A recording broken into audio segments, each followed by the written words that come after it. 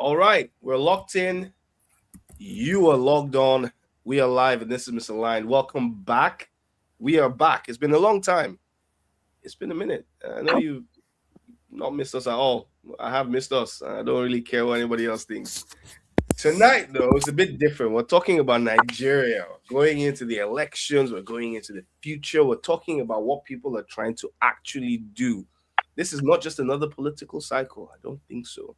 But we're gonna have the conversation to see whether or not it is. It could be. I don't know. It depends. For Nigerians at home, it's about major issues. To be honest, it's things about security, cost of living, jobs, power, governance, and whether the country can actually move beyond survival.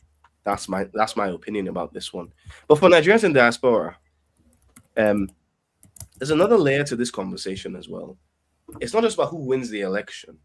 It's about whether Nigeria is still a country people can confidently return to, raise children in, invest in, build, and call home without constantly calculating risk. That's what I think. And this is a conversation happening everywhere, to be fair. It's happening all over the show.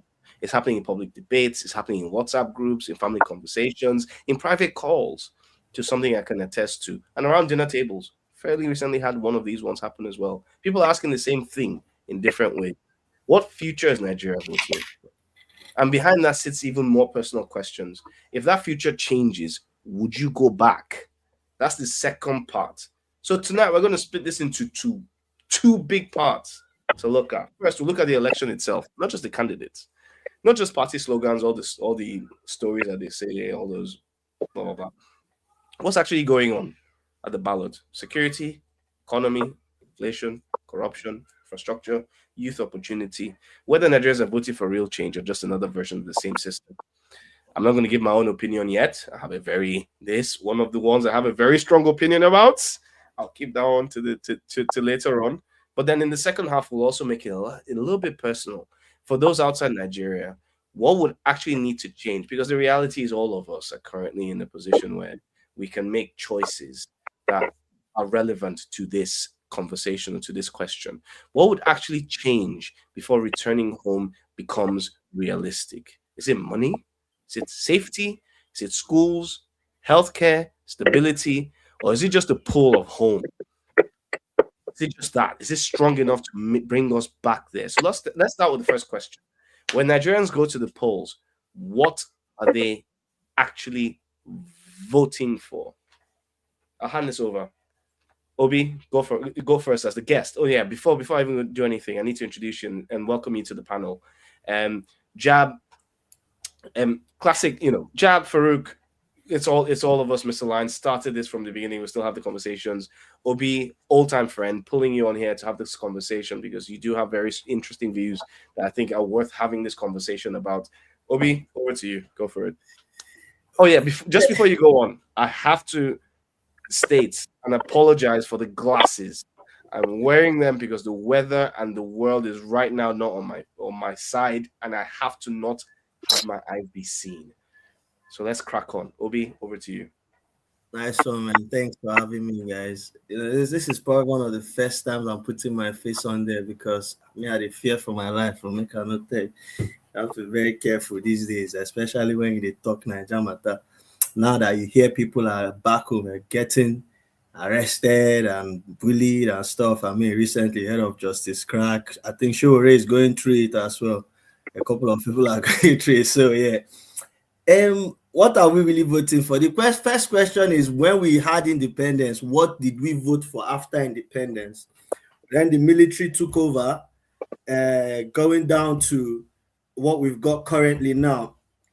From Obasanjo's time, when we voted Obasanjo, what are we really voting for? Are we really voting? That's my own question. Because when you say what are we really voting for, you are assuming, or we are going with the assumption that we are actually voting in that country and our votes count. I'm sorry if I'm being too straightforward or I'm being too shrewd, but that's the thing. What are we really voting for? Are we really voting? Is our votes counting? Because I believe that Nigerians that go to vote, that genuinely vote, or that have been voting for time, because there are people that genuinely go to cast their votes. It's a very small amount of people that vote for change.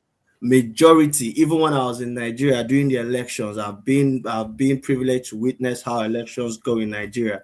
I've seen how ballot boxes get snatched and things like that. You understand? So in the case of Nigeria, what are we really voting for? That question is a very deep question, because what are we really voting for? Some people are voting for their 5K. Some people are voting for rice and beans. Some people are voting based on the person on the ballot box is their tribesman, even though they are not benefiting from, they're not going to enjoy any benefit from it. So yeah, so what are we really voting for? As my own question, my own personal opinion, and please, anything I say is anecdotal, and also is objective to how I feel. Is I'm not saying it's the whole, it's across the board. But I think, or I believe that when we're talking about voting in Nigeria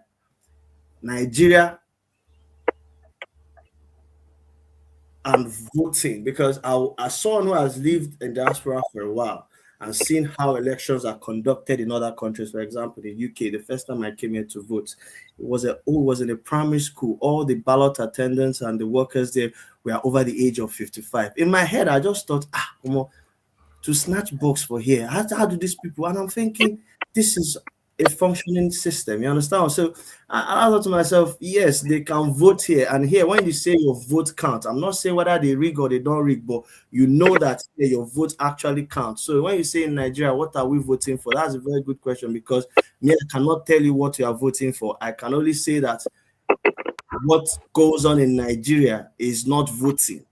Because if it's really voting, then we will not be where we are, because there's no way you want to go and say there's no way you say you want to go and vote and you're scared of what's going to. I mean, look, we all know, we're all conversant with how elections go and voting go in polling center. And I know Akato, at one point when you're having a conversation, you ran something, you consider you ran a polling unit, or you deliver you something like that, and I recollect the time you told me about what you faced there, how you had to stand your ground, in order to deliver without any rigging or biases or things like that, which I actually commend you for, because as a young boy like that, I know with that opportunity, you had opportunity to make money there running that thing. So when you say what are Nigerians voting for, me personally, I cannot tell you what Nigerians are voting for, because I don't even see what they are voting for, because that's a question that's a very good question. What are we really voting? Are we voting for change? Are we voting because our tribal person is there? Are we voting because they call it stomach infrastructure, 5K? Okay, what exactly are we voting for? I cannot answer that question, because for me, if you say what are Nigerians voting, Nigerians are just voting because do they even vote? I don't even believe that 30% of Nigerians come out to vote on election day.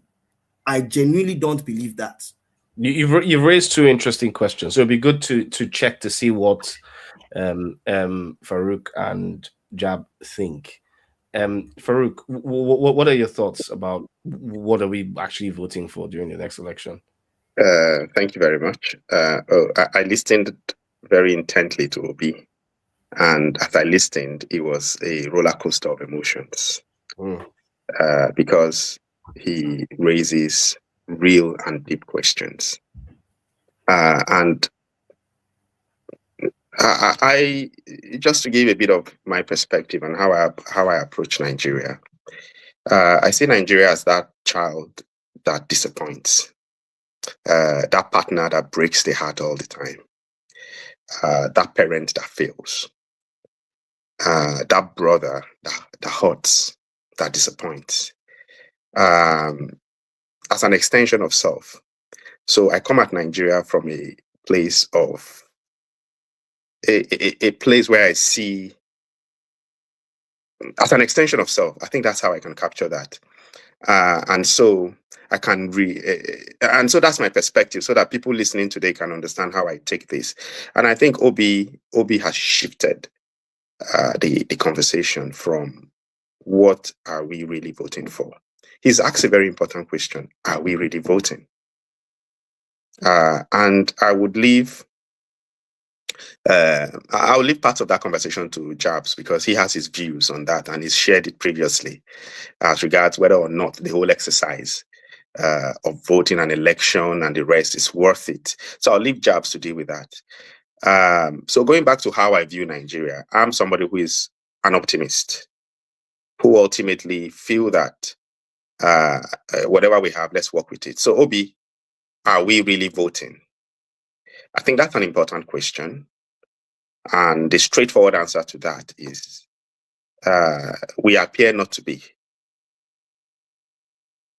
We appear not to be. The electoral system, the processes, the laws, the system for adjudicating conflict is all been bastardized. It's all been corrupted. It's all been messed up. So much so that for somebody like me, I have personally said that until there is some sort of real reform, I will not engage. Because there is no point. So yes, I don't think we are voting in the sense that we understand it in the West, in the sense of individual suffrage, in the sense that it is the will of one person. It's in the sense that it's a case of one person, one vote. I don't think that's what we are doing in Nigeria, if we are to be honest with each other. However, having said that, and giving my very optimistic twist to things, I don't think the fact that we vote is an exercise in futility. For us, it helps diffuse tension, prevents civil war and conflict, and it helps gauge what's important to the people. So if you track ethnic sentiments to whatever we are doing, there's a correlation. If you track North-South balance and divide, there's a correlation. So it's not like, yes, there isn't universal suffrage, there isn't one man, one vote, but there appear to be, when Northerners want and the political elite agrees it goes to the north, it does go to the north. When the political elite agrees it goes to the south, it does go to the south. When you look at voting trends, Yoruba people tend generally to support the Yoruba candidate. The people in the southeast generally tend to support their own candidate. The people in the north generally tend to support their own candidate. So at some level, whoever is the surrogate for decision making in Nigeria, there's correlation with tribe, there's correlation with elite consensus, there is correlation with established political channels on who rules and who governs. So in that sense, that to directly answer Obi, what are we voting for? In the sense that we understand it from the West, we don't appear to be voting. In the sense of a political process, other than absolute chaos and violence, elections in Nigeria tend to serve a purpose that stops us from. What purpose is that? Well, stops the country from going down to absolute chaos, civil war, anyhowness, conflict. I think at the very highest level of political decision making, the elites tend to find a way to diffuse it and agree between themselves, and hence stop the country from descending into chaos. So that's how I see it. Interesting. Now, taking this to a whole different framework entirely. So what I've done in this first part is engage with the question Obi has asked. Now I'm going to engage with the question today's podcast has asked: what are we really voting for? I think the options between the options before Nigerians in 2027 is an option between two similar alternatives within the same political system.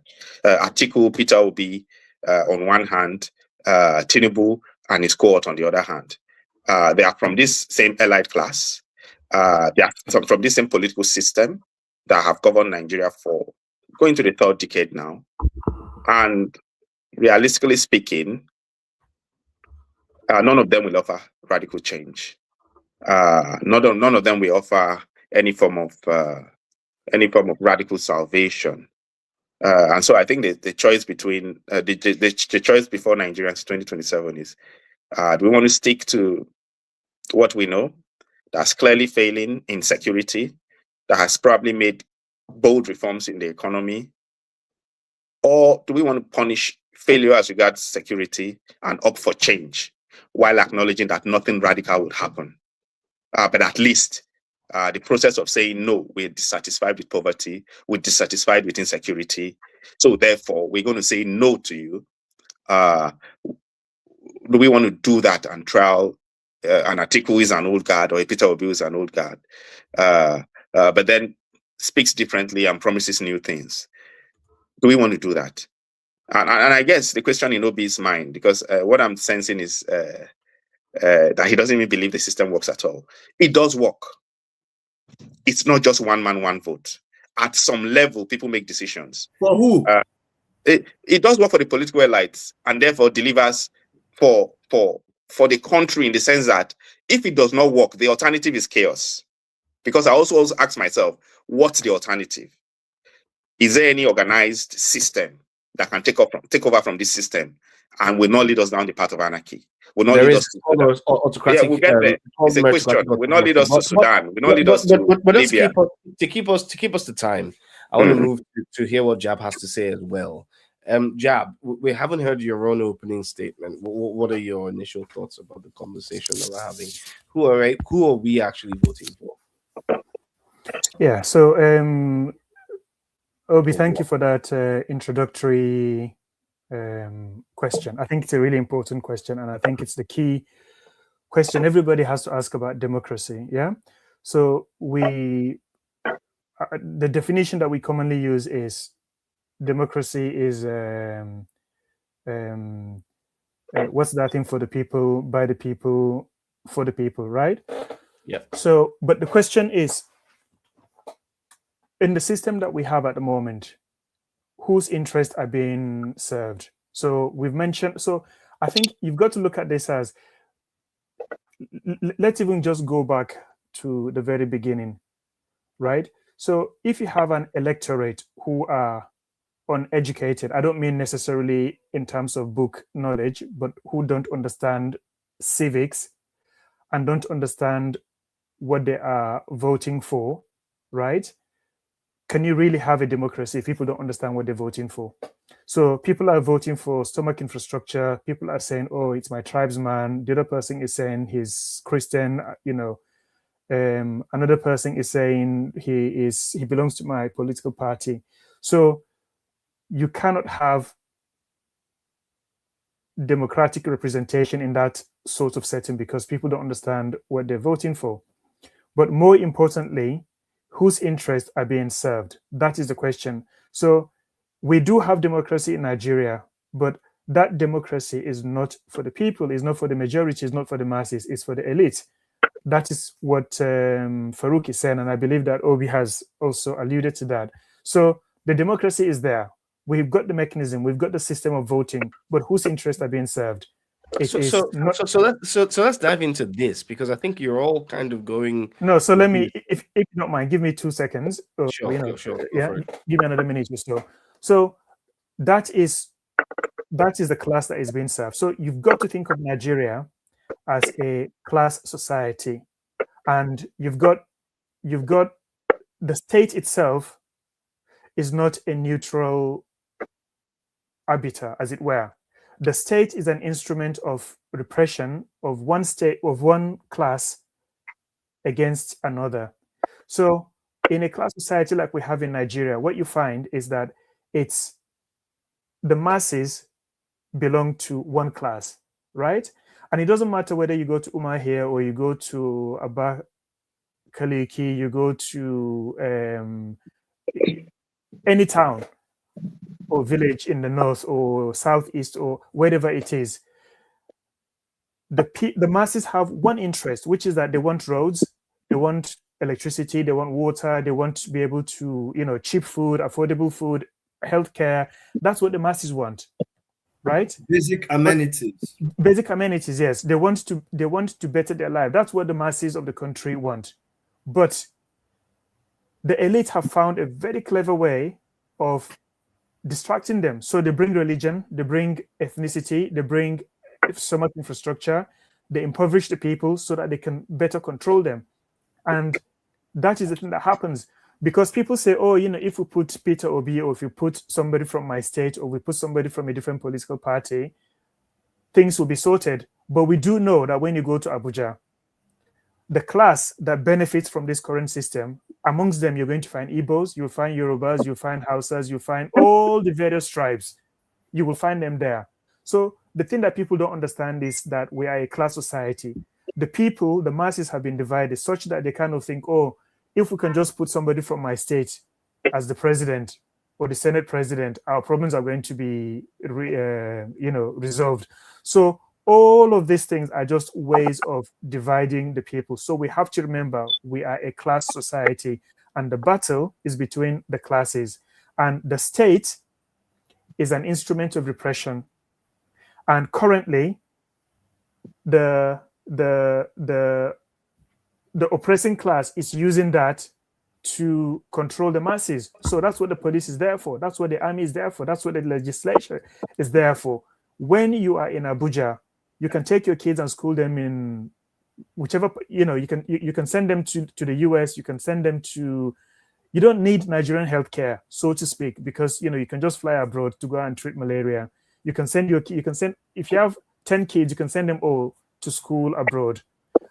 But the guy you're meant to be representing, your constituent, cannot have healthcare. 30 seconds. No roads, basic amenities, zero. So Obi's asked a really very good question. And I think the way to understand that is to understand Nigeria, not just Nigeria, but Africa as a class society. Okay. I think that's been the general conversation that we've had so far anyway. That when you think about it, it's all about classism, classist situation, etc. How does that change what Nigeria is going to be? Because currently, at the moment, we're talking about the current state. But let's move over to the biggest issues that are facing Nigeria overall as a whole. So we know that classism is a challenge. And we need to cross over into this other part of the conversation fairly quickly. But I just want to just get a feel of everyone's thoughts about, well, if these are the different things, what are the biggest issues? Are the biggest issues the existence of the elite or of the elites? And I'll give my own opinion. Let me just give my own very quick opinion very quickly, and because I shouldn't, because I'm moderating it today, but I'll still give it anyway. That my opinion is that the next election is no different from the previous election, which is no different from the previous election ad infinitum.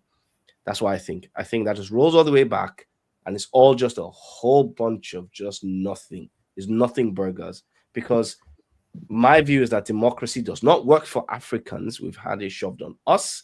We've had it shoved to Nigeria. We've had multiple podcasts where we've had this conversation, and I'm maintaining that line. And I see it even now with the exit of Peter Obi and the other, I can't remember who the other person was, that exited from the opposition party, and the way even the current incumbent president is talking about this election. Like, it just, who cares? Doesn't matter. My opposition is going to be there. I'm going to get my second 4-year term. I'm going to carry on. I am Ballot. It's going to happen. I'm calling names. I don't care. Exactly. Whatever. He's having those conversations and doing those things. But that's the state of affairs, that the actual system itself doesn't work. And I don't think it doesn't work just because it's on the basis of elite interests. Elite interests only exist because of the systems that we've created. I don't think that communism works, and it can't, because we cannot have people who are equally the same. We can't have two classes. It would never work. We need a more hierarchical system, and that hierarchical system could either be something very similar to monarchy, or what we had historically in Nigeria, where we had kings and chiefs, and we had all those kinds of things. We can change the names and change how that works, but I can't go on a monologue, because we need to move on to the next section of this conversation. I think this is sorry, go on. So there were a few points that Farouk and AK, I agree with Obi. I think we should all go around maximum 2 minutes each, just to respond to what each person has said. Then we move to the next. Just keep it at less than 2 minutes. Less than 2 minutes. Everyone's got 2 minutes then. I'll time this. Right. I'll give you a 30-second reminder. Okay, so there was something you said in terms of you mentioned something about system job. You mentioned in terms of do we want reforms that has been changing in terms like I would assume he's talking about maybe some changes that's happened positively, or do we want to continue with I don't really know what you said there, but what I'm trying to understand is at what point in Nigerian history has there been any positive change since even from we took overnight since the independence up until we had the military coup after the 1969 and after the coup, the first coup that they had? At what point would you say that that Nigeria has been on a positive or upward rising in terms of where life is actually getting better? Because the only thing I can remember is Nigeria has been on a downward spiral since the very first coup took place, when our currency was devalued. After the devaluation, we've always, even when I left Nigeria, it was £1 was 120 naira. Now is £1 is about 1,000. So that I don't see that change that will say, oh, let's try this one. And then then there's something you mentioned about candidates as well. I would like to point out that this, first of all, this does not have anything to do with tribal sentiments, whether P2B or anything, but there's something you call the lesser of two demons. I agree with Akato in terms of democracy is not working for Nigeria. It is not our thing.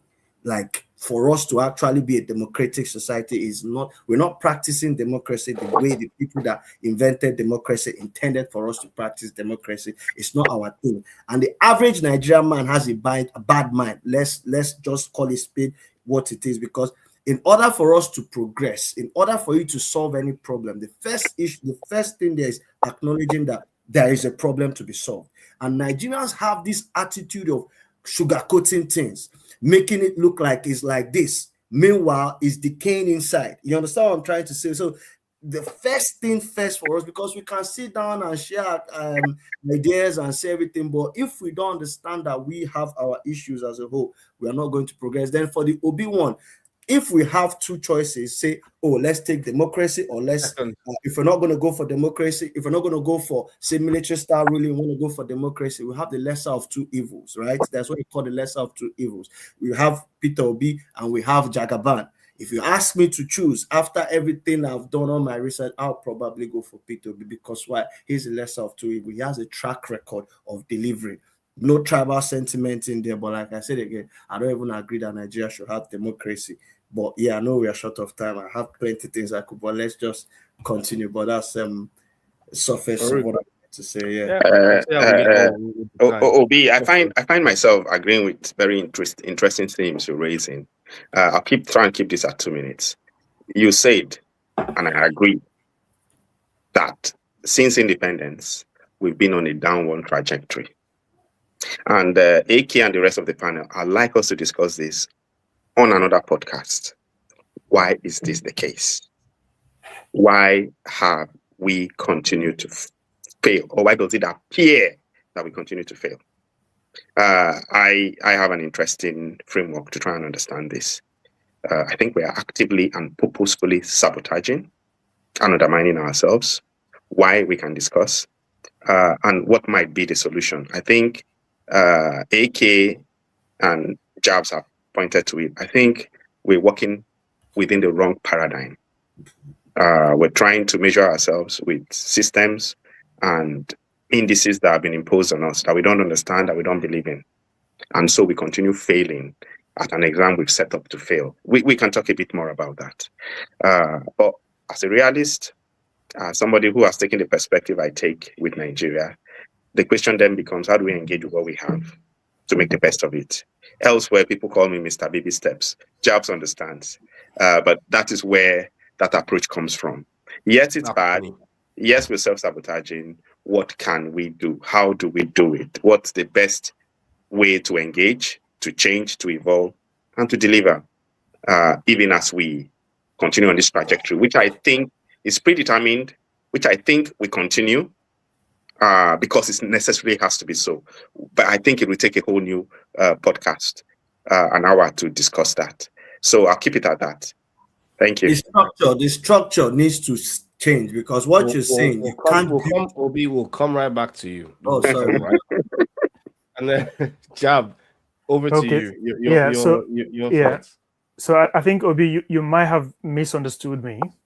I think what I might have said was that Nigeria works for some people. And again, I'm talking about there are two classes of people. You've got the oppressing class and you've got the oppressed class. For the oppressing class, Nigeria has always worked, right? Because they have accumulated wealth, they've got properties all over the country, all over the world. You know, they're stashing money everywhere, they're sending their kids abroad. You know, for them, life is grand, has always been grand, it's getting better. For the majority of toiling Nigerians, I think it's fair to say that life has become harder and harder. You know, I've seen statistics saying that Nigeria, in absolute terms, has the highest number of people living in poverty in the world. So, 161 out of and 193, I think. say that Last time I again. checked. I think it was 161 out of 193. I might be misquoting. It is a big number. Yes, it is Yeah. a big number. So I think, again, to go back to that question, lesser of two evils or what? I think you have to understand that if you live in a class system, which is what we are, and in fact, we need to broaden this conversation because it's not just in Nigeria. This is a story across Africa. You can look at much of Africa until China came along, right, in the last few years and started to invest in infrastructures and all those kind of things. The relationship we've had with IMF and the World Bank and the global capitalist system is one of just extraction, conditions that mean that you become a debt slave, and all of your resources, you have to use them to service debt, right? So you divert it from education, you divert it from building roads, from all of the necessities that we've been talking about to doing that. But China has created an opportunity that allows us to kind of escape that. So it's not just a Nigerian situation. You can look at it as actually a situation that is definitely African, but also what people supposedly, call the global South. So I'm inviting you guys to contemplate or look at the capitalist system, the global capitalist system. That, I think, is what we are experiencing in Nigeria, and that's what we're trying to describe. So the situation is, as long as you have a class system, democracy would only serve the few people, the ruling elite, and they use the state and they use state machinery to control the resources and benefit themselves at the expense of the toiling masses. I mean, I'm not a fan of democracy anyway, so I'm an automatic fan. Yeah, go you're on, putting it very likely. That's very likely the way you're putting it, the way you class the two societies is putting it very likely. And I agree with what you've said in terms of, I didn't misunderstand your point. Just I understood everything you said, But if you're talking about the class, do you realize that the fact that we have more people in poverty now means that there's more people that have moved from the middle class into what we might as well just call poverty, because it's no more lower class. It's actually people have moved from the middle class into that poverty class. Yes, but that is also true in the places that you said. So you said something that people brought us democracy. We can go into, I don't want to distract from the point of this, but you can take Europe and you can take the US, right? So the inequality is actually widening. There are more people now slipping into poverty. We live in this country. The waterways have become, the dumping sewage all the time into the waterworks. Yeah. The trains don't really run. We've been trying to build HS2 for the last 20, 30 years, right? The budget is increasing. They are shortening the network. Well, we can't compare these two. We can't compare that they have a poverty here in the Western Hemisphere. It's not the same as poverty in the African Hemisphere. I hope that's sorry. Just so I can pop in, and I need to. Can I just round up my? Let me just. I think I need to moderate the conversation because you're talking about two different things. The conversation that we're having is about the biggest issues facing Nigeria, and saying, okay, with regard to those issues, how are we dealing with them? What are the challenges, and what are we doing about? What do we see about them? What are our opinions and thoughts and views? So I think what I'm trying to show is that Africa itself or Nigeria does not exist in a vacuum, right? It's related horizontally, Africa, but we also have a colonial history, right? So vertical. So we are integrated into a global capitalist system. The problems and crises that we're describing here in Nigeria, we are witnessing it here in the UK. Not to the same extent, but why is that? That's because there has been a system of extraction where the West have extracted resources from the rest of the world, and they've used that to subsidize the standard of living that we're enjoying today. So the standard of living that you and I enjoy, right, historically, is wealth that has been extracted from the rest of the world that has been used to stabilize us. But the access to that colonial loot has been restricted, and therefore there is no money. That is the basic problem in the UK that nobody's going to tell you. I know they blame Brexit, and Brexit has been a problem, but the basic issue is there is no money because what does this the have access to to do the colonial. what does this have to do with Nigeria in particular? Because I think So the key aspect. So we're that we're integrated. going on. We're integrated into the global system. But I'm trying to invite Obi to look at the situation with voting and democracy, because he is saying that it works, right? But look at so we have changed. This is 7th prime minister now. We're going to 7th prime minister in 10 years, and people are starting. And you can look on BBC. There was an interview that they were doing, and they were saying to people, "Do you think Andy Burnham is going to be, fresh air?" And they were like, "No, it doesn't matter. Voting doesn't matter. It doesn't. Even know who he Voting is. doesn't make any difference here." That guy just came up from the news. Two weeks ago. Like, I don't know what that Yeah. is.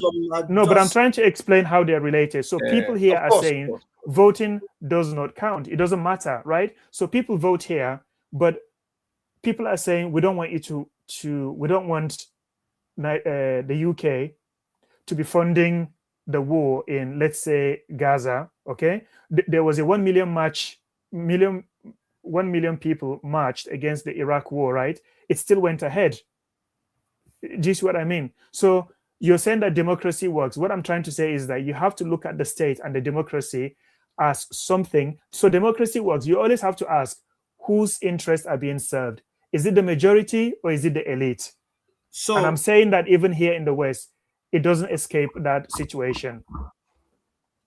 I agree with you. Now, to point that into to connect that with Nigeria's current situation, right? Remember, I made a statement here that democracy was invoked on us. It was given to us. It wasn't our thing.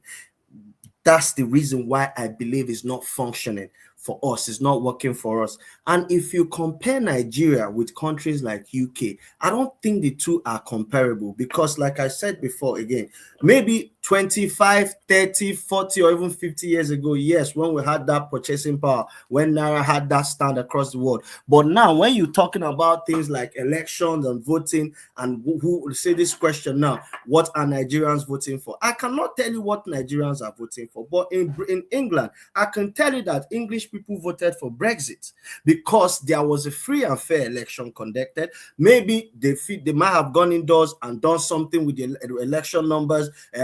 I don't know. I cannot say, but they didn't do it in my front. But in Nigeria, it's clear. You know that they're snatching ballot box here. So if they snatch this ballot box from this center and they come out tomorrow and tell you that this person won election, how are you going to? When you saw them snatching ballot box, are you with me? Stay with me here. But when you talk about a country here like here, you know that okay, yes. Despite the fact that they have their issues, despite the fact that they've had 7 prime ministers in the past 10 years, despite the fact that there has been recession or there was inflation, it is not still near the magnitude of what we're facing in Nigeria because Nigeria is a collection of multiple problems. They don't have insecurity here. You don't go outside and you think of herdsmen as you're going outside to do your business. You don't go outside and you think that you're going to be kidnapped for something. You don't think of NEPA like you were saying, like the other guy said. I think it was you that said it, Jab. Basic lights, road, water, food. These are basic amenities that are here in this country, which is going to tie back to that question to the second part of this podcast that I said, what will it take for Nigerians to go back to Nigeria? And I tell you that at least 50% of the people in diaspora are not enjoying anything in diaspora except for security, infrastructure, when you're talking infrastructure, light, road, and other stuff. That's it. Because a lot of people here are doing shitty jobs. How many people in diaspora do you think have houses in Nigeria? They here in the West, you pay.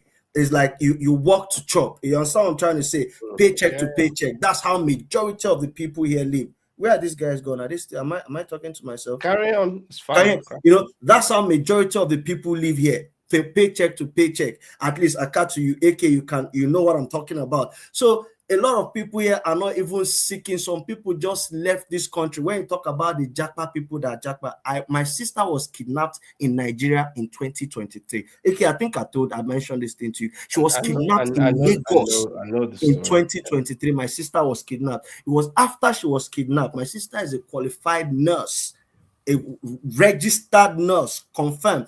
The fact that she's even working in the UK, she her own is different. The UK came to source for her to bring her here. And when the opportunity presented herself, she took it. She didn't even think twice. This was someone that was kidnapped in Lagos. So going back to my point that when you're talking about that they've had 7 prime ministers, no, you can't compare the two. Even though they've had 1 million prime ministers, you're not afraid of headsmen. You're not thinking of, there might not be light if I get home. You're not thinking of, our food not day to day. Have they ever owed any of you salary in this country before?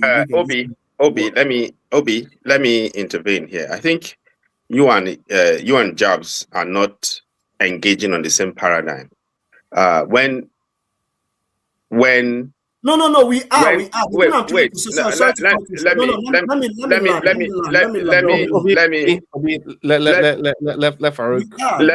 me land. What Jobs is saying when he talks about the UK and Nigeria, when he ran that comparison, I believe he meant specifically that democracy doesn't work. Not the quality of life, not salaries, not security, not wealth. Clearly, you can't compare the 6 or 7 wealthiest country in the world with one of the poorest. So Jobs is not talking about Jobs is not talking about the quality of life. He's not talking about wealth. He's not talking about institutions and systems. He's talking about the fact that the will of the people, the will of the majority, isn't usually represented by democracy. Rather, that it's the will of the elites, and that is specifically what he meant when he said Nigeria and UK are similar. So are you trying to say, so hold on, let me understand, because I don't understand. I'm confused now. I'm trying to be on par with you. Are you trying to tell me that the will of the people in here, say for example, when I said Brexit, that was the elites that voted for Brexit, not the British people? Are you trying to tell me that when Labour came into power, that it was the elite that not the British people that put Labour into power after more than 10 years of disaster from the Tories? Is that what you're trying to tell me? I want to understand. I think what Jobs is saying, and I'm by no means saying that's the thing for Nigeria. Your voting doesn't count in Nigeria because democracy is not for us. I'm not saying that the voting doesn't count here. I'm saying it counts. So I want to understand, are you saying that the Labour that is in power, or that Brexit, because these are the 2 elections, or maybe the by-elections, or even your local council elections, that it was the elites that choose who your local councillor is going to be, and it's not the election? So is that what you're saying in the West? Without necessarily declaring whether I agree with Jobs or not, he can. I mean, I think what he is saying is the system serves the elites. And he specifically talks about, for example, the Iraq War, where despite a majority being against the war, it went ahead. We were in this country when Liz Truss was essentially dethroned as PM by the markets. And when we talk about power, I think it goes beyond winning elections. It's about influence. It's about what that power delivers. And it's about how, for example, public perception, public opinion, and voting patterns can be manipulated by those with power. I think there are many layers we can discuss here. And in this area, I have a lot of nuance. I can see how it works on both sides, and I can see the arguments on both sides. But we have I don't think we should allow this podcast to come about that. I think we should move on. So I think we're talking about a lot of different things, and we can split this into different conversations. Sorry, Cross, I'm sorry. trying can to. I I just try to align my Hold points on, with hold on, hold on. Nigeria. Moderating. I Sorry, I have understand. to step with moderator. Big shoe. Bow. Obi, That's you everyone need to is let waiting. other people answer the question that you've put across. Hold on. So we initially had 2 minutes, and because we've got 10 minutes left, and we haven't even talked about the second key topic, as we do because the conversation is very interesting, right? So, but Jam, can you answer this succinctly in 2 minutes so we can jump into the next? And it's 2 minutes. Yeah. And then we'll So jump into the main thing about returning. it's really hanging. I don't know motherland. if you guys can you hear You're me? breaking up. Because it's We mine is we can hanging. hear you. Just Yeah, we you're can hear breaking you. up a little bit. Can you hear me? Yes. Yeah, Can you hear me? yeah. No. Or maybe turn off your video. Can you guys hear? Can you guys hear me? No, we can Yes, see we we can hear can. you now. You're fine. You're good. Oh.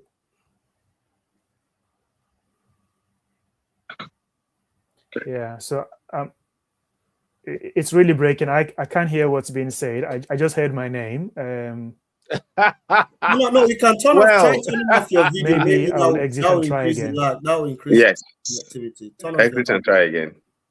No, it's fine. What we'll do is we'll move to Can the you hear next me? topic. It's fine. Jab, we'll move to the next topic because we need to start to think Okay, about can you hear? closing out. Can you hear me? Yeah, It's fine, Jab. Yes. No, it's fine. We're gonna think about closing out. So we need to Can you move hear to the me? next topic of should you come back? This is the big one. This is the major big thing that we're talking about right now. And then before we start that, we need to ask the question of why do people jackba? Why do Nigerians leave? What is the issue? What is the challenge? What is the thing that pushes people away before you even think about whether or not you should come back? Could I make a suggestion? Jab, go for it. Yeah, no, could I make a suggestion? I think that the question that Obi is asking are very important, and I think they are really very foundational. Totally understand that, and I'd love us to answer it, but I think we should save it for another podcast so we can actually get through this one and just have, get through the conversation because we're always. You guys know that we always have this challenge, and then we'll start a conversation. I'll be here for 4 hours. If we can just at least try to get now with an hour and a half, I'll be amazed. So let's try to get a little bit closer to the time that we've set out. We can save this, and I'm more than happy to save this for a future conversation. And I will save it, and I'll put that in there, and then we'll create a new set of conversations. But if we can just move on to the next part, because I think this is also going to be equally interesting to have a conversation about. Is that all right? Fair enough. Yeah. So I am going to wait to hear. I'm learning here, so I'm interested to hear what Obi and Farouk and yourself have to say. Why do people leave? So before we even talk about whether people should go back, why do Nigerians leave? Obi, you go first. It's yours. Right. Jab, sorry, man. I know the network has been. There was a time you cut off, and I was just going on, and you probably could hear me, but we couldn't hear you. And yeah, it's a lot of questions that save them, write them down. Yeah. Obi, I'm more than happy to put a whole session together. Yeah. We'll discuss that. We'll have that next week if you want. So the question, why do people leave? You see, like I said, now. This term Japa is relatively new. Let's say 5 years and after lockdown, and that Japa, what it insinuates is that people are actually leaving Nigeria for a better life in terms of a better opportunity. In general, just the overall overview or short definition of what it is. But prior to 2020, people have been traveling out of Nigeria, and as far back as I can remember.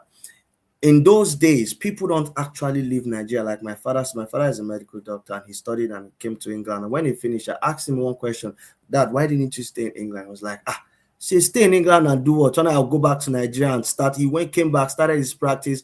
Within his first 6 months, he bought his first brand new Beetle. I mean, this is a story that this man tells me every goddamn time.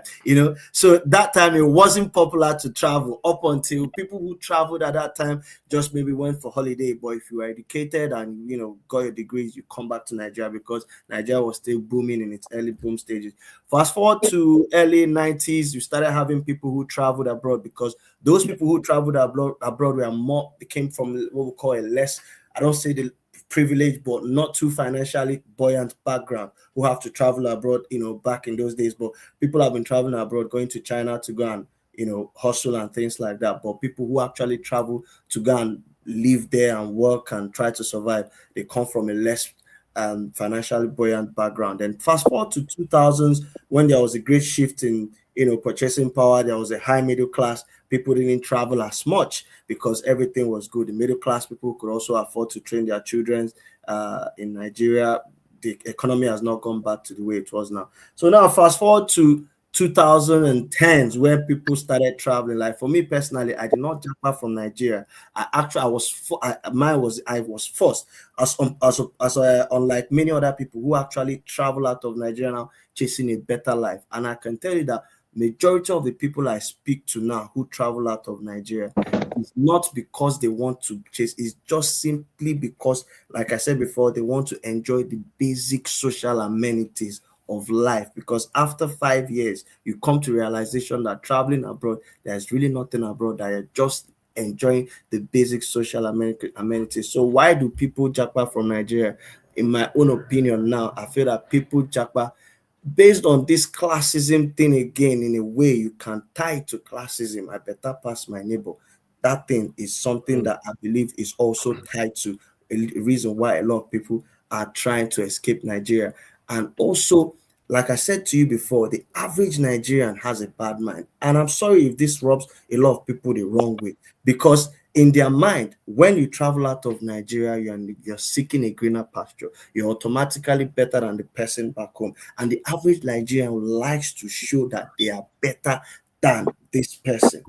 And I know this may sound a certain type of way, but that is what I see. These are the things that also push those jackpot people. Because why would someone be telling you that when you travel abroad, like for years I've been banging on about it, saying to people, there's really nothing in England here. It's just, yes, maybe now the insecurity case has, but before the insecurity case, it was just light, road, water, basic amenities and job. And then there was employment in Nigeria. If you went to school and you will get a job in Nigeria, at least people in my age categories, I know that 80% of them are actually in employment. But the issue now is obviously inflation and socioeconomic. You earning 200 grand 10 years ago is not 200 grand now. Salaries don't increase. So just to round it up, why do people travel out of Nigeria? Some say in search of better opportunities, but I say the main reason why people travel out of Nigeria is just they don't even know it.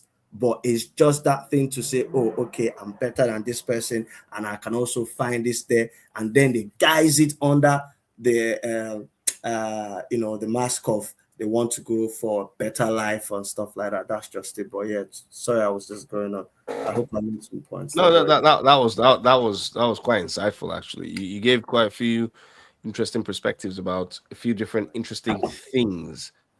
Jab, do you have anything to go with yeah. So, but I think I so the thing about Nigerians wanting to show off, right? I think Nigeria is a country of 220 million, maybe 250 million people. The percentage of people who travel abroad, I don't know what maybe 1% or so. So these are people who are socially mobile. These are people who have the means, right? So it's the idea that they're doing that because they want to show off. I don't think that has any basis in reality. Yes, people like to show off. And I don't think that was the point. I think, and this is just from a moderator perspective, that I think it was more about Nigerians, and this is not my view. Will be correct me if I'm wrong, but the opinion is Nigerians as a whole, in general, not every single Nigerian, and not to be derogatory to Nigerians, but Nigerians tend to want to do exactly that or exhibit that behavior. It's So not that so it's so we've got that, but you have to strip this back again to economics, right? It's to do with the material conditions of people. People travel primarily to better their lives and to find better opportunities. It's economic reasons. We're mainly economic migrants. Some people travel because they have families, in these places. But the major reason is because of economics. And yes, they may travel and come back and say, I'm better than you. The point is, if you've got two people, two Almajiris who are in Nigeria, and one of them is proud and thinks, I want to show my friends that I better pass them, how is he going to get abroad? Do you see? So he doesn't go abroad because he wants to show his neighbor that he's better than them. It's people who can travel, yes, may come back home and brag because they've got pounds and dollars and euros that they can convert to naira and get more for their money. But the primary reason would be economic, and obviously I'm so they've angry also at the got family moment. ties. I should I'll be take I'll take my speaking. turn next. Oh God, yeah, go for it. So the I question, wish I the quick, wasn't. I wish I had my opportunity to speak. so Let the me question, moderate of why you speak now. so I'll so moderate the, in 5 so minutes. the question was, why do people migrate in the first instance? Overall, I'm aligned with the idea Ijabla was promoting, and I'd expand by setting a larger and wider landscape. Japa and emigration is not a Nigerian phenomenon. In absolute terms, Really? more Pakistanis, more Bangladeshis leave their country Yeah. compared to Nigerians. Agreed. Yeah. Up till recently, the Chinese were the most prolific migrants until the CCP, the Chinese Communist Party, changed the fortunes of their country. So I want our listeners and I want the panel to recognize that Japa is not Nigerian. We are not the most prolific migrants in any way, in any shape or form, and it is phenomenon. From 1960 to Say that date, again. from You broke up. 1960 to date, You broke up. if you look at the proportion of Nigerians, Farouk, yes, you broke up. yeah, You broke up. You said the Nigerian immigrants or immigrants. Can you hear me now? Can you hear me? Yep. Okay, You're fine. brilliant. We can hear you. I can hear you fine. So Just what to was the last? clarify, What was the last point you heard? What was the last point I made? I heard everything. I just wanted to hear that part about the specifics about the immigration stats. Yes, the Pakistanis, in absolute terms, migrate more than us, as do Bangladeshis, Indians, Ethiopians, and even, as I said, even up to recently, the Chinese were in their tens of thousands, hundreds of thousands migrants to North America, to Canada, to the UK. As the CCP has changed the economic fortunes of China, that has gone down. So, and again, to then now come to Nigeria, when we take a longitudinal view, from 1960 to date, Nigerians have migrated, and who are the Nigerians migrating? The upper middle class, the upper class, and the middle class. So you look at the phenomenon since COVID, where people are going to Canada, going to Australia, coming to the UK, and it's on a point-based system. You have a degree, you have some earnings, you have skills to transfer, you speak English, you have to undertake English tests. All that's processing you for the market, for the global market, and integrating you into it. And if you are the Almajiri jobs mentioned, you don't speak English, you don't have a degree, you are not mobile, you're not going to go anywhere. So why do Nigerians migrate? Firstly, to summarize, because for exactly the same reasons others migrate. You can afford it, you're looking for opportunity, you are fleeing danger. So I can group it into these three categories. So a lot of people have fled the northeast Nigeria. A lot of people have fled north central Nigeria. There's conflict, Boko Haram, banditry. The economy has shrunk in the last decade. Opportunity is waning. People have lost jobs. And then there are places in the world with skills gap. And they create pathways for you. You speak English, you can write this, you can write the exams, you can come over, low cost of retraining you, and then you go and work, improve your life, better opportunity. And that's why. And let's bear in mind, it's a middle class phenomenon. Most Nigerians who will ever live and die, will live and die in Nigeria. When I say most, I'm talking about well over 95% of the 240 million people that call Nigeria home. So when we speak on Facebook, we speak on Instagram, we have podcasts, and the four of us here are migrants. We have to recognize our privilege. It's not a mistake that we managed to migrate. It is by design, by events that happened decades and centuries ago that meant that we learned English. We were schooled in certain system. We could write exam. We had skills that made us mobile. That makes us a privileged subset of Nigerians, as does most Nigerians that manage to migrate. So that's why we migrate. Security, opportunity, economic system, and push and pull factors. I'll leave it there for now. So, Can I so just add, real quick? Go on, Obi. I what Farouk said and what Jab said, I agree. Nigerians migrate for that socio-economic factors. But like I said, because I've just checked these statistics now, Nigerians, the topic now is, why do Nigerians migrate? Nigerians have been migrating for time. Migration has been going on for time. We're talking of the recent, relatively new term, new migration that coined the term Japa. That's what we are focusing on, because when you're talking about transferable skills, when you say English, medical doctors, I'm not medical doctors or nurses who jackpot, but we're not talking about people who come to do care work. I don't know whether there's transferable skill for jackpotting and buying COS of 20, 30, 40 million just to come here and do. And no shade to anyone who is doing care work or who is working this thing. You can attribute it to seeking better opportunity, but at the same time, is seeking better opportunity, selling off all your properties in Nigeria. If you use insecurity as a basis, I understand. I don't want anybody to live in a country whereby they fear, there's fear of movement. There's fear of life. You're afraid to go to a certain place at certain times. No, I don't want that. If that's the basis, but like I said, it's a collection of reasons. But if you're saying solely, the people are traveling because they have transferable skills. Everyone travels. Nigeria is not the only one on the list. Indians, Pakistanis, Bangladeshis, even before Nigerians started rushing in the UK, back then it was Romania, Polish people. It was until after Brexit in 2016 that we now started moving towards Japa status. So yes, I agree with you. People have been traveling, but in this most recent trend of Japa, what intensified it? High unemployment, inflation, insecurity, depreciation, and things like that. Yes, you cannot attribute Obi, one thing. Like, it's not one thing. Obi, it's not just to show off.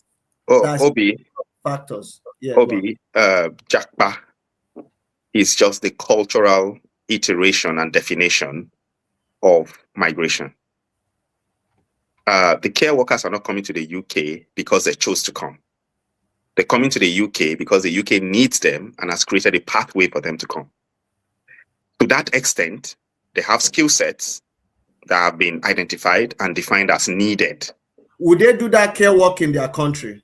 Well, that's a different question. It's the same. I don't think it's different. I don't think that question is mutually. I think they're mutually the same. The question I'm trying to address is, why do Nigerians move?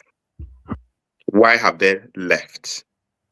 And it's for opportunity. It's for earning power. But I think a deeper reason there is, if the UK today closed the care pathway, that's not up to Nigerians. So the fact that care workers can come is not because Nigerians decided I want to go and be a care worker. It's because the UK decided we need care workers and created care workers and created a pathway. And that is how it is for doctors, for nurses, for engineers, for construction workers, for hoteliers. It is an economic phenomenon. Moderating slightly here.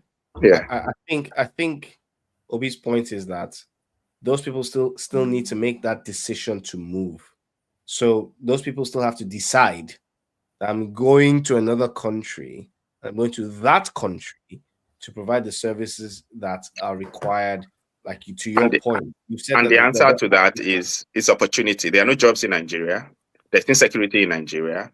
and the better amenities and services abroad, and that has been the case since from before the inception of Nigeria. So to that extent, that's why I have said that Japa is just a cultural definition and iteration of a generations old phenomena, which is that people move to find opportunity, and the people that manage to move are the upper middle class. You just talked about buying COS for 20, 40 million naira.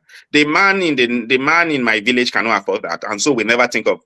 Yes, I agree with you 100%, because I say to people, do you guys think that these people that Japa is the average Nigerian? These are the big boys that you know in Nigeria. I think I said this to Akatu before. These are the big boys that you know. But here's the reason why I said to you that when we're talking about Nigeria as a whole, we shouldn't pick and choose parts.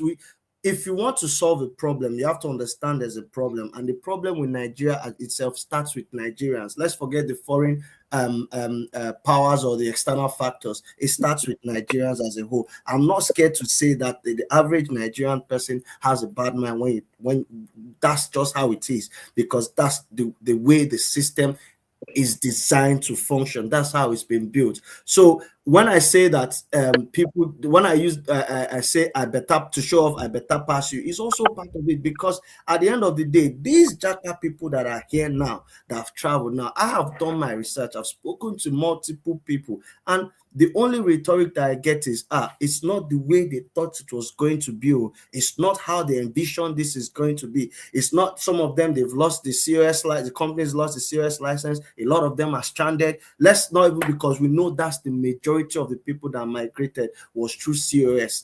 And it's just a few slots. They have all this other, maybe skilled, maybe entrepreneur visa and things. I don't really know what it is, but underlying factor still lies there that yes, most people travel out of Nigeria to seek good opportunities, and also to show that yes, they are also on par with this type of level, because there are lots of people. It's not today that they've been banging on that UK is not good. UK is actually going down, that UK's economy is not the way it is, that if you come here, the unemployment is rising. Unemployment has gone up to 4.7% the last I heard, but you still get people from there who still want to come and travel, because why? They feel that you know we're not giving them the right information. So when you say why do people want to travel, people travel because of a lot of reasons. It cannot just say, oh, this is the only reason why they're traveling, to seek a better life. Yeah, that's the reason. Be moderating, but also moving to switch to the topic. I don't think Farika has said anything about the and people wanting to travel. It's more about who is able to travel. There's a bit of a difference. The people in the village, they can't afford to get that 20-30 million. It's just not possible. They can't. I believe I identified a few points. Of course, yes. Which is one, to improve their lives, two, to flee insecurity, to find opportunity. I don't think it's. I think I believe between these three broad categories, you'll be able to fit over 90% of the people that leave Nigeria into the opportunity for better education for their kids, better jobs, better paying jobs, fleeing insecurity, and aspirational. They want to, actually, people leave because they purposefully want to go abroad, acquire skills, and come back to Nigeria to lead. There are people that do that.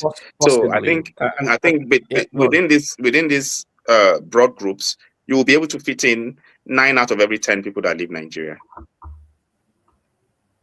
I think. Would they still leave Nigeria if Nigeria had the basic amenities? Sorry. I think the risk is we're going to end up in a 2.5 hour session like we often do. That's the thing. I know. I know. It's quite easy to do it because it's, the conversation is very interesting. But I'm going to summarize it based off of what I think and what I've thought, and then move on to the last section around last thoughts. But we've got the issue in Nigeria of inflation, cost of living. We've got that everywhere. But inflation in Nigeria is on a different level. 16% is what we're looking at the last time. So it's been hanging around between 15 to 16% over the past year. Power infrastructure challenge, always been an issue. We've been running at capacity of 31% for God knows how many years. Even 12 years ago, it was something like 12-13%, and now we're only able to get to around 13%. Not doing very well. Security, we all know what's going on with security in terms of people being kidnapped, etc. governance and institution. We understand the issues that we have in terms of the challenges that come with governance and general institutional control. You just can't trust them. The corruption has affected that to the bottom. But I think the last, in terms of the questions that we should just look at really quickly, and I'd love to have this conversation again, and we can split this into even deeper sections, because I was listening a lot in this one. I didn't speak very much because I was actually listening through most of it. Because I think there's lots of interesting conversations that we can have here. And we can split this probably into 4 different podcast conversations. But let's jump into the last questions or last thoughts around this. Would you move back? If you would, why? And if not, what would have to change? And all of us, I think, should answer this question, including myself as a moderator. So you start. Yeah, you start. I think AK should start. He's spoken least. Yes. No, I'm the mod. I'll go last. Okay. As the guest, Obi, go for it, man. So the question is, sorry, so can I just rephrase that question real quick again? It's right there on the screen. The main thing is, would you move back? If so, why? And if you would not move back, what would have to change to make you move back? Yes, I will move back. If I'll move back, why? Because we've known that whenever as an African man abroad, I don't know how you guys see it or how you see it, you're always a second-class citizen. You just have to shut that part of your brain out if you function as someone who's lived and worked in abroad. And, it's just a mental thing that you have to just learn to turn off and go on about your stuff. But when I'm back home where I see people that look like me every day and stuff, that I don't have to think about that. And also, secondly, for health purposes, I probably would like to live in Nigeria if I'm over the age of 60, sunlight and better weather and all that and that stuff. And these are the 2 main reasons why I'll move back, basically just for that. But if you're talking about infrastructure, if infrastructure changes, if you say to me now, say somehow there is magic, some magic happens in Nigeria and there's light, water, road, and security, I'm moving back to Nigeria.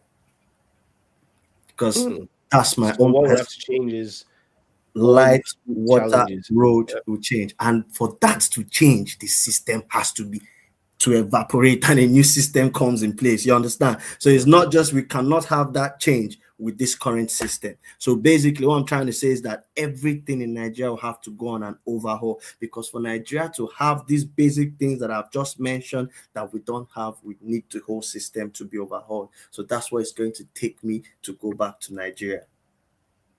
Just keeping it short and sweet. So in summary, Obi, you will not go back. Because Nigeria is not going to change. No. I was literally about to say that. Not that I will. No, because that will not happen in our lifetimes. No, see, that's the thing. That will not happen in our lifetime. It will not. I can place a bet on that. It will not happen. So that's why I summarize. That will not happen. That's why I said that. But but at some point I have to. But I will go back. I will go and visit Nigeria. I will go to Nigeria. But if it's to live in Nigeria, this is my dream, because when I traveled out of UK, I didn't travel. I didn't come to work here. I actually came here to study and go. I was hoping that by this time of my life now, I'll be retiring to Nigeria. I said this to AK before that. I was hoping that by the time I'm clocking 40, that I'll be going to Nigeria and be living with my kids and my wife and boy. Now it turns out that as it was getting for me to get to that time, Nigeria has become something else. So yeah, it's going to take a lot for Nigeria to change. I mean, for me to go back to Nigeria, a lot. Farouk, your thoughts on yours as well while we round down. So again, I want to set a landscape. I want to set a wider view of the whole matter, and that is to remind all of us in the diaspora that even if we all went back, that might help, but it will not change things. Certainly not overnight. So that's one. And also second, so recognize that it's a deep layered, multi-layered institutional and structural problem we're facing. No one person, no group of people can change things. And the fate of Nigeria lies in the hands of the 99% that remain.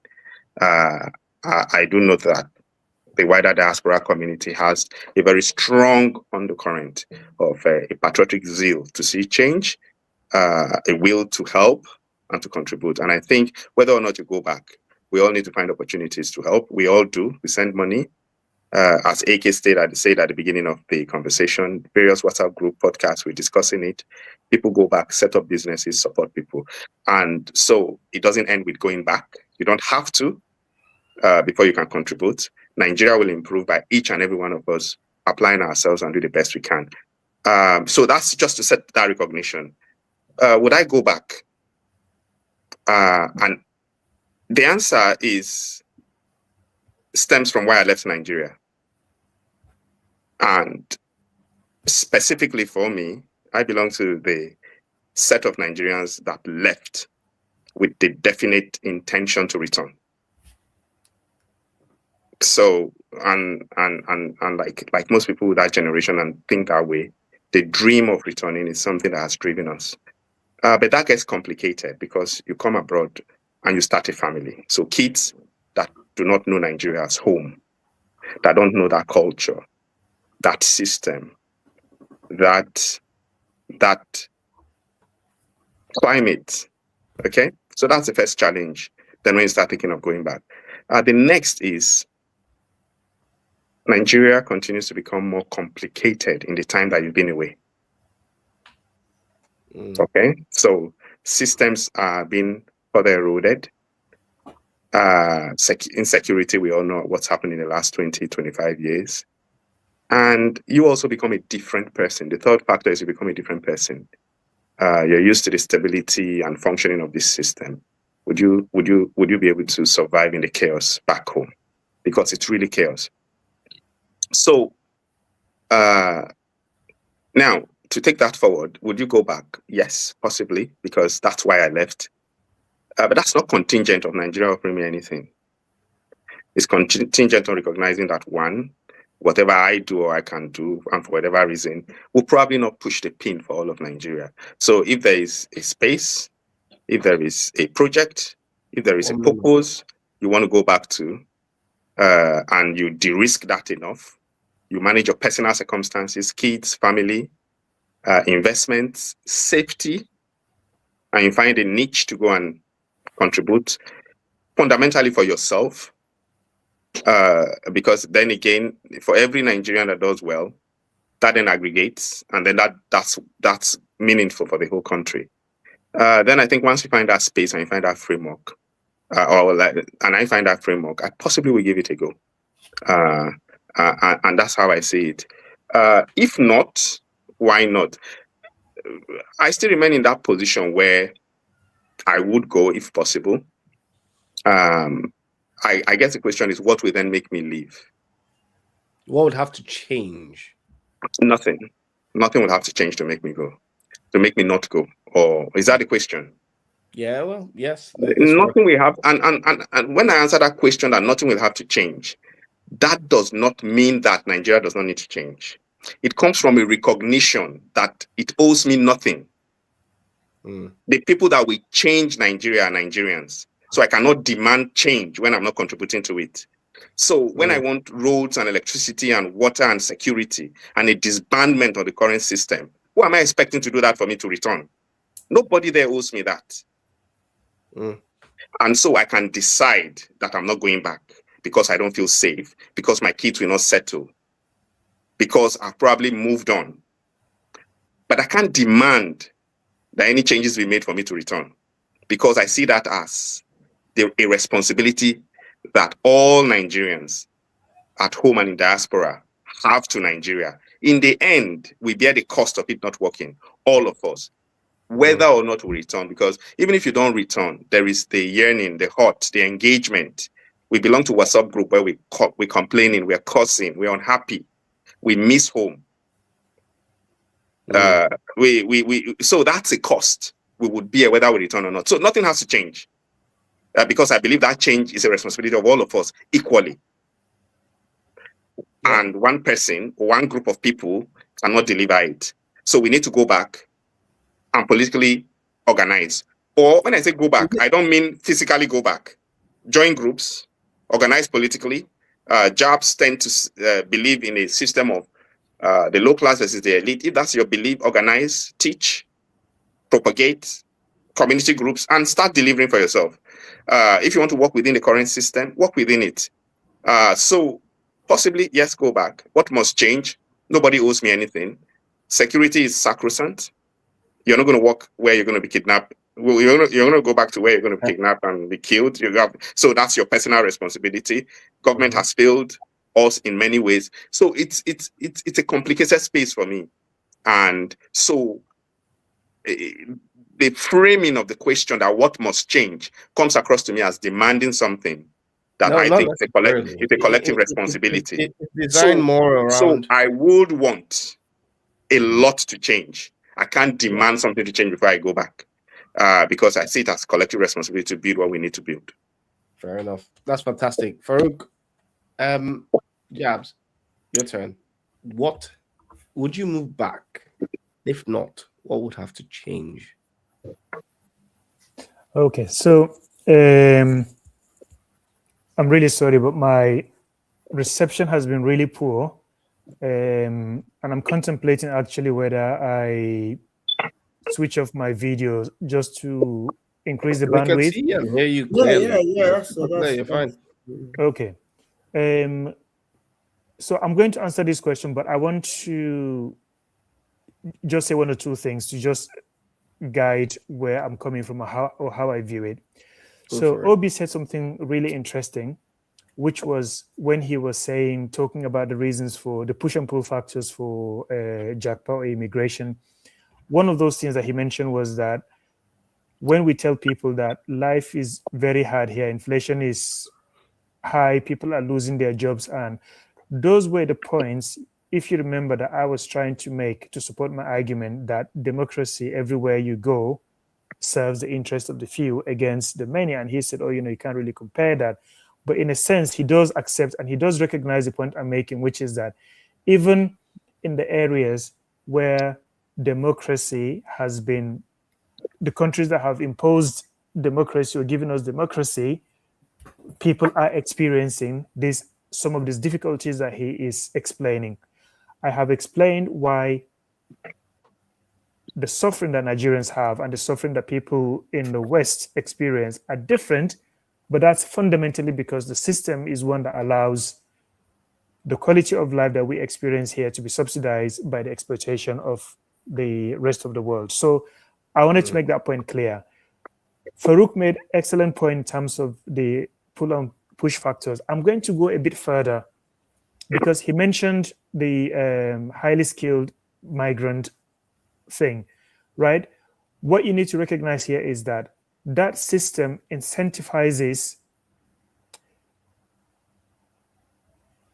what it does is that it takes away the best, the most able, the healthiest, the most capable, the people with the least, that will present the least burden to the system here. Those are the people that it's extracting. So it's your youngest people, your brainiest people, if you want to put it that way, the most physically able people, the people with the best qualifications, those are the people that this system is extracting from you. So it goes back to that system that I was talking about. It's a system of exploitation. So we are talking about human resource here now, right? So that is what's happening. So if you take away from a country its best and most able and capable hands, what do you expect is going to happen there? Okay, so we've talked about the IMF and the World Bank in terms of how they also organize your natural resources, but this is the other side, which is your human resources. So it's a double whammy. You're taking away human resources, you're taking away natural resources. What do you expect to happen? Can I add a comment? Downstream consequence of that. Recall, most of these people that are leaving were trained by the Nigerian state for almost free. So correct. Most people my generation were born in a public hospital. Yes. Went through public primary school, certainly for myself, secondary school and university, subsidized by the Nigerian state. And then, for personal reasons, aspirational reasons, jackpot reason, whatever the reason, you pack your load and you leave. And the Nigerian government does not ask you for a dime. No, it does not ask you for a dime back.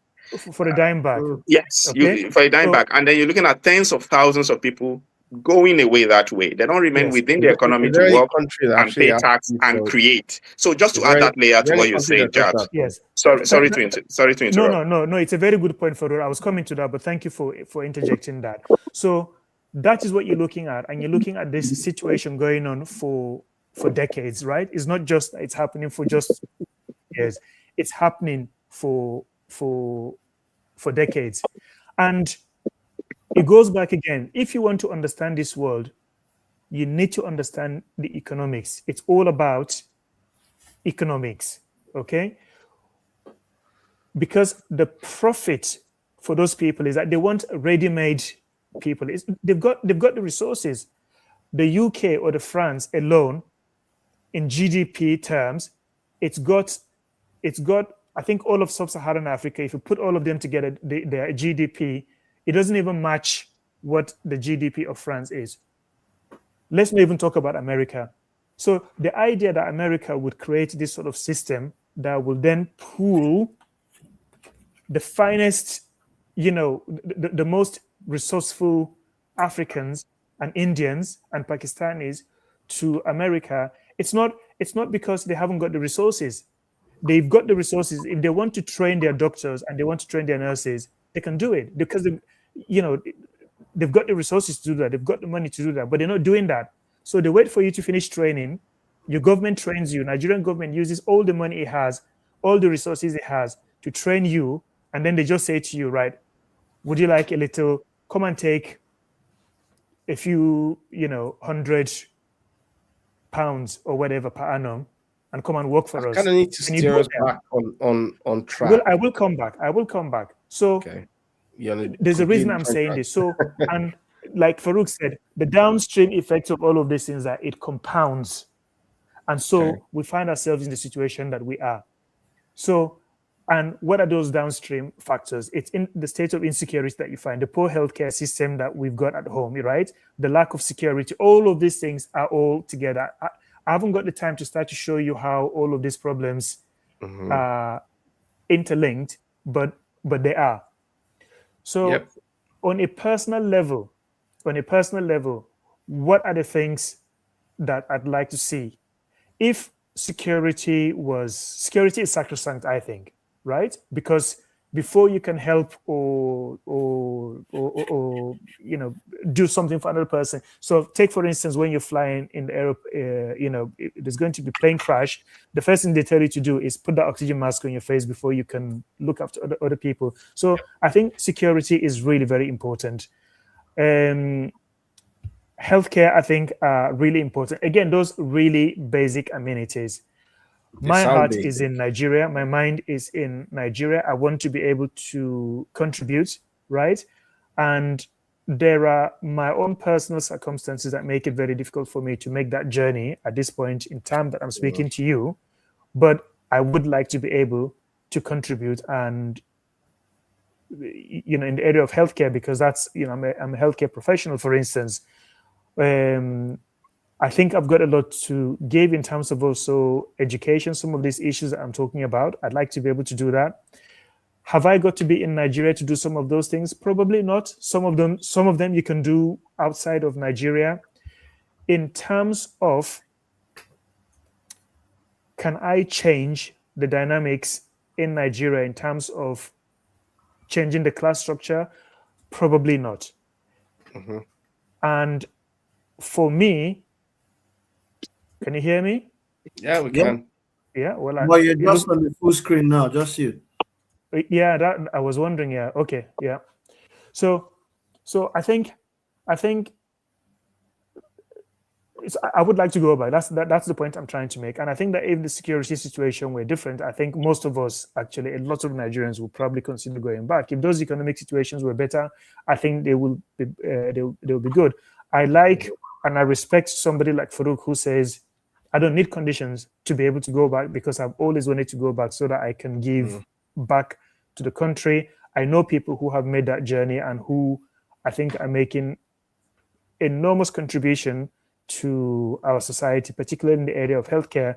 My own parents have had various, received healthcare treatment from people who have gone back from here. But also, I've got enormous respect for every Nigerian doctor or every person who has actually stayed back in Nigeria. And I know the Japa issue sounds really, really big, but remember, it's a country of 250 million people. The people who have Japa, if you put all of them together, I'm not sure it will make 10% of the population. No, the So, statistics actually puts it at around 2 million people. You're looking at 1%. Okay, so we're looking. That's what the statistics is saying.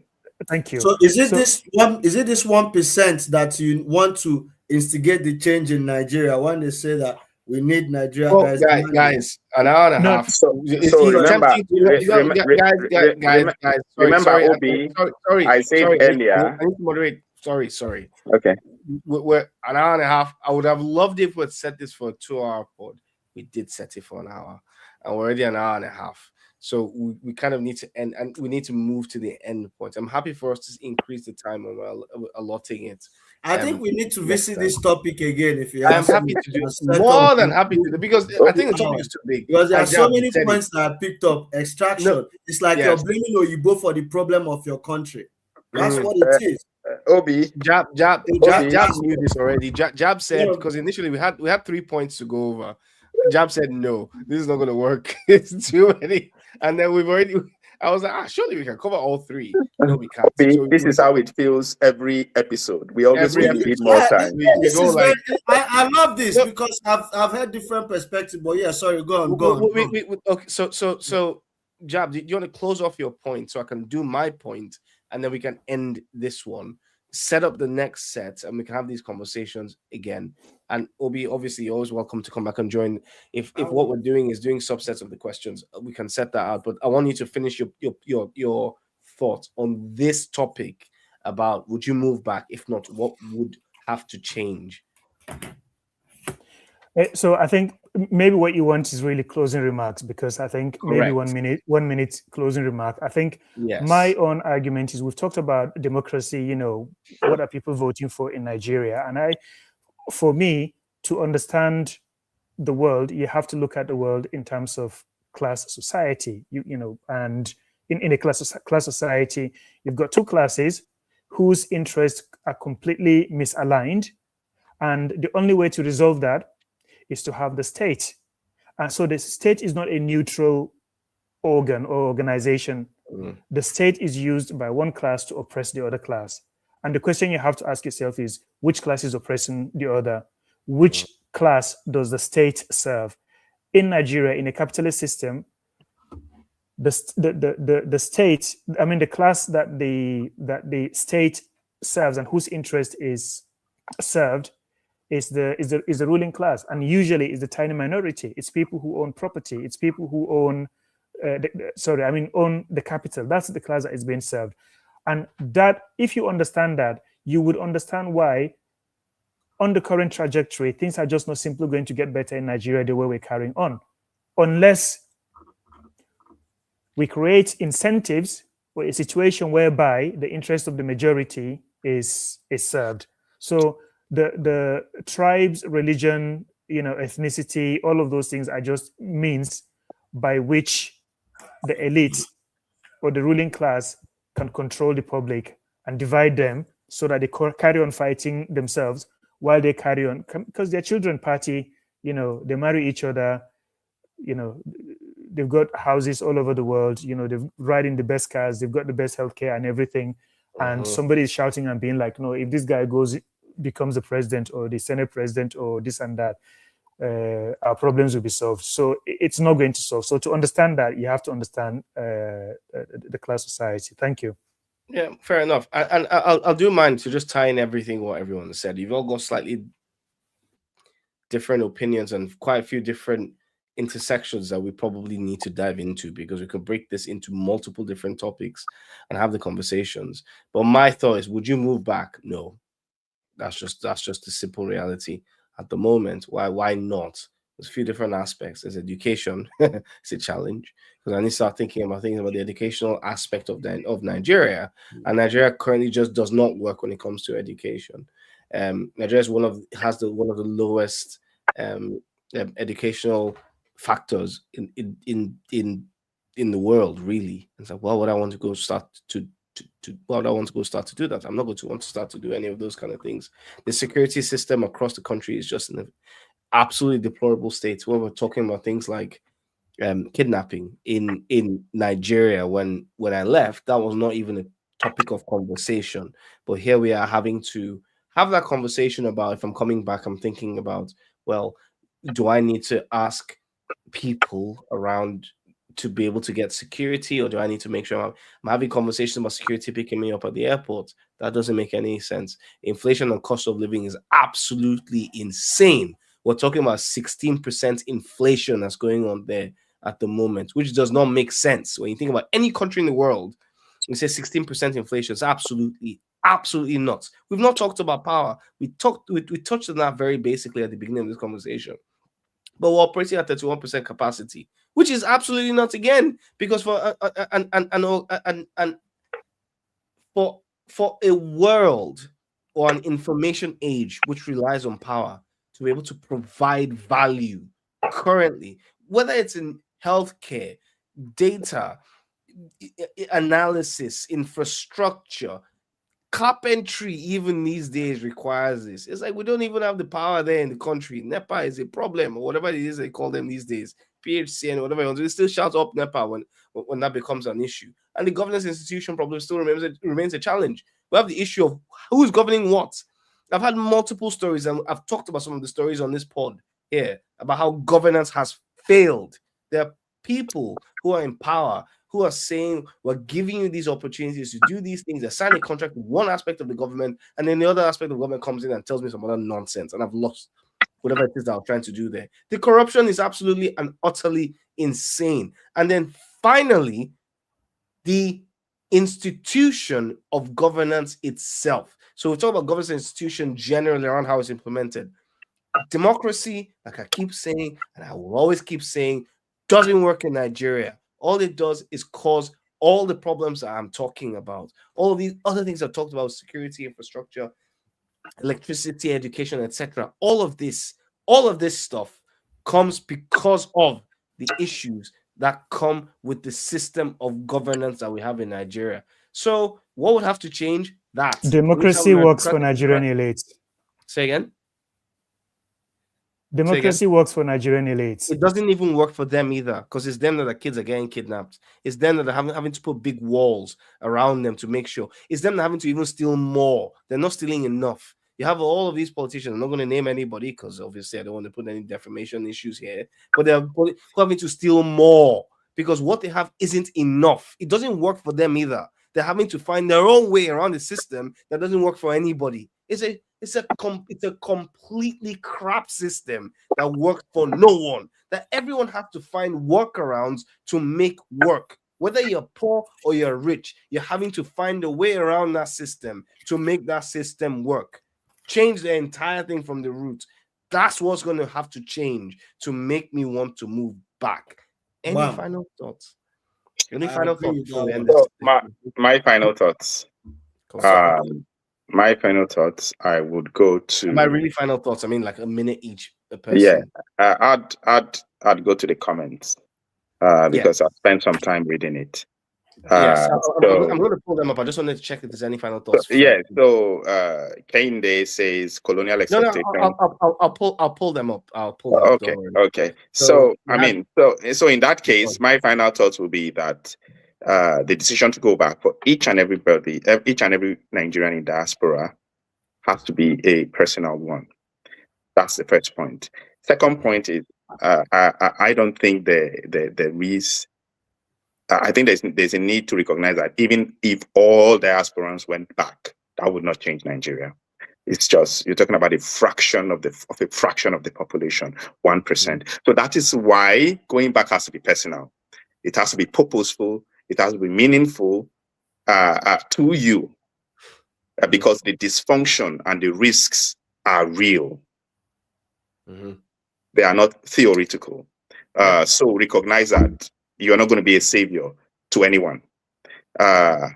You can find a space to express yourself, to be yourself, and to do what you've gone back to do. And hopefully that works for you, because if it works for you, it certainly works for your family, and then works for your community, and hopefully works for the country. So that's my takeaway from this conversation about going back. And also to share a recognition that when we say things don't work, it isn't anybody's responsibility but ours to make it work. Thank you. So That's one. let me shoot my Go for it, Obi. So real quick, yeah, just to top off a few things with everyone. Thank you very much. We've all made. I've actually gained a few quite some insightful information from this podcast. But you see, when you say democracy works for the elites, it's like for the few elites. You know what someone said, some great guy I used to listen to. He said Nigeria is a country with elites. Say Nigeria doesn't have elites, because you cannot tell me you have elites in a shithole. So we throw that word carelessly. That word carelessly in Nigeria, elite, luxury. There's no luxury in Nigeria. There's no eliteness in Nigeria. I respect, definitely not from where I'm standing from. I don't see anything. That's why I don't even rate the Nigerian billionaires that are based in billionaire, and I know their money is from maybe political, from politics. Let me just put it like that. And I'm not calling names, but so. For me, going back to Nigeria, right, is a personal choice, right? The number of people in diaspora, the fraction is too small. Is it 0.1% or 0.5%? It's too small to make a change. So when I say that Nigerians are the ones that the things that have to change in Nigeria, water, road, light, and insecurity, these are the basic things that actually made people like me to say, okay, let's go and try life outside and education. At the time I left Nigeria, I wanted to go to Lagos Business School. Now, I don't even think that I want to go to Lagos Business School, knowing the things that I've known now, or comparing what I've seen in the Western education to Nigeria. So I don't even think there's anything that will warrant for me to go back to Nigeria after listening to all the collective thoughts, because Nigeria needs a total overhaul. Because if you have an injury that is eating you up from the inside, you cannot just be applying ointment out on the outside. You have to get to the root cause of that problem. We in the tech, we call it root cause analysis. So Nigeria is a country that people are just looking at it from the surface level. If you cannot find out what the issue is inside, what's causing that issue, I'm afraid that we're still going to be like that in the next 500 years, and we should stop blaming external forces. Yes, we have external forces as well. It's like when you start saying slave trade is a white man that came to Africa to capture you as slave. No, we sold ourselves into slavery. Let's get that first. So we have to fix that thing from us inside. There is no external factor. The enemy outside cannot do us no harm if there's no enemy within. And also Nigeria is not even designed to function. That's a whole topic for another conversation, because as far as we have that Nigeria, personally, I do not believe we are going anywhere. As far as Nigeria stands, should Nigeria remain a country? That should be a conversation, a very big conversation. I think that'll be an interesting one. That should be a very interesting topic. So yeah. I think with that we can just quickly read through the chats, and then we can call it. So first chat, Derek, shout out to you, AKT. Shout out, Derek. Let's go. Thumbs up from Eze Ernest. Let's go. Thumbs up. Big shout out. Colonial exploitation undoubtedly set many African nations back, and its effects are still felt. So this came in a bit earlier. Usually I'll pop this up during the chat, but this was a very interesting conversation. I didn't want to derail the flow of the conversation. Colonial exploitation not only set many African nations back on its effects. I agree, and that's what you just said as well already, Obi. That's literally what you're just pointing to and accounting for. But we also have to acknowledge that with the resources we have now, better governance, accountability, and management are essential if you want to achieve sustainable growth and development. ... Therefore, I imagine this is coming up next. Yep. Most educated Nigerians are not leaving because they don't love the country. They're leaving because they're looking for better opportunities, stability in the system where the hard work is rewarded. Most importantly, security. Cannot disagree with any of that at all. This is absolutely spot on. Perfectly correct. Kende, shout out to you. You just encapsulated everything that we were all saying from different perspectives and views. You just made it all make sense. I need to just thank everyone now again for coming back. It's been a long time. Thoroughly enjoyed this. We popped back in again for an hour. Here we are for an hour and 47 minutes. And Obi is Hello. not. Obi is just getting started. He's I never even said kicking in. 10% He's of not the two. even That's like catching. I came with a hook. Oh. ready. He has everything. Listen, I've everyone. been outspoken about Nigerian issue. They know me everywhere. When I say to my own issue is my brother, Nigeria is crumbling. Right from time I keep saying to people, I don't even support Japa, because for me, if everybody leaves, who will fix it? Until I saw the number of percent. When I saw that statistic, I was flabbergasted. It's See, very small. Very small. I was Very small. I think a lot of Nigerians in diaspora have an over bloated. Please, no apologies to anyone who might feel offended with this. Have an over bloated sense of self. Mhm. We are mostly privileged. We're mostly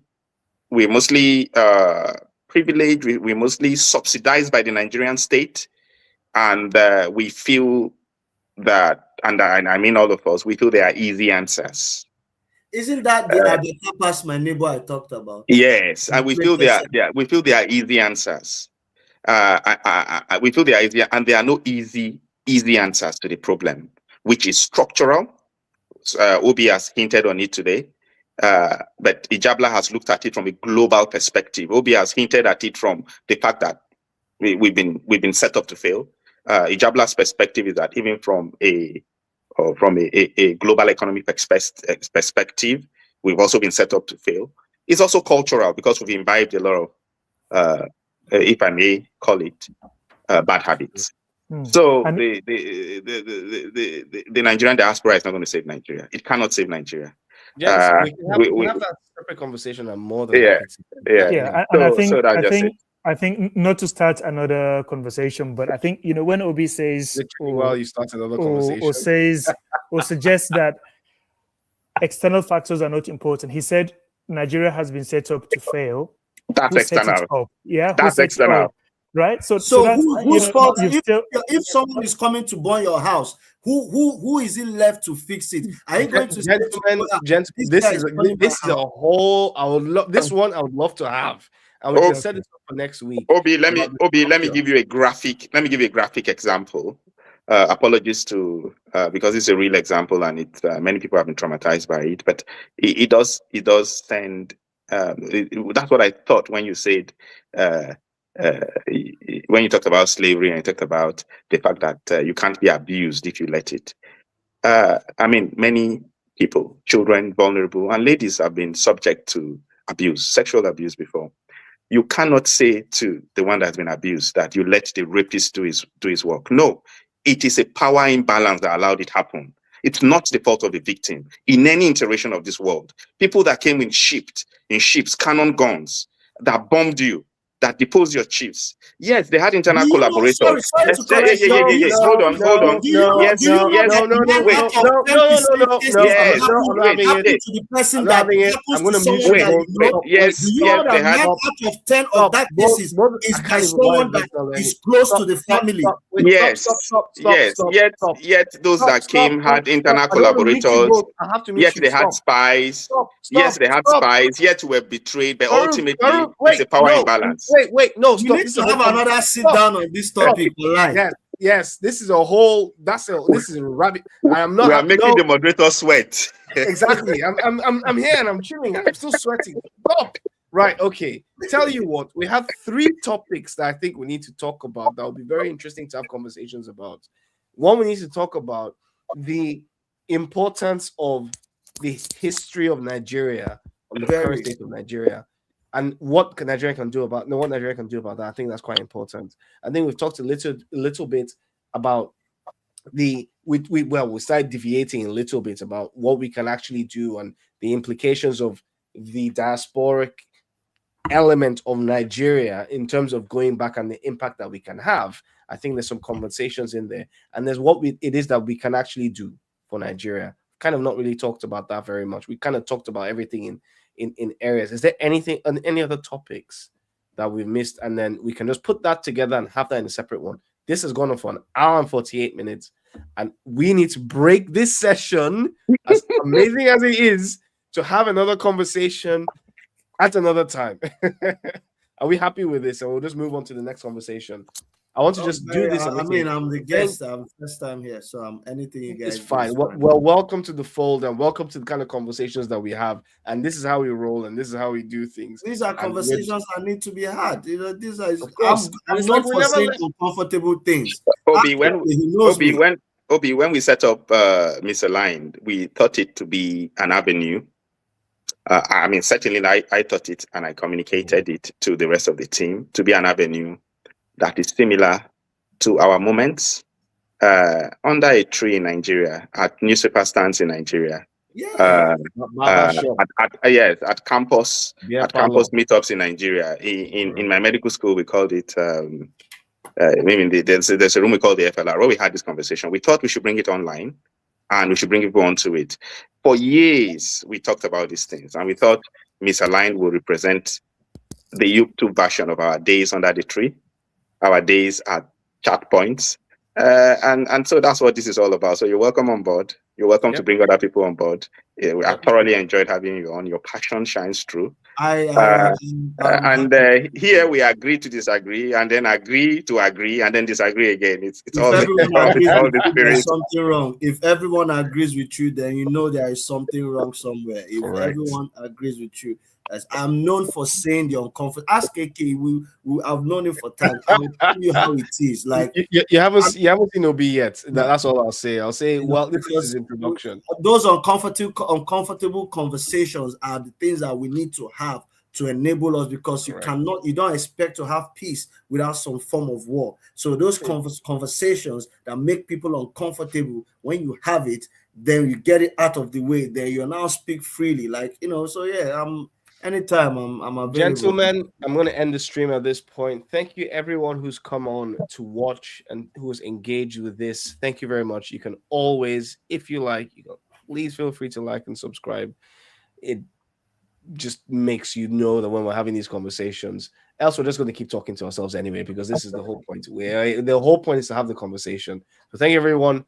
Have a fantastic day, and we shall see you soon on Misaligned.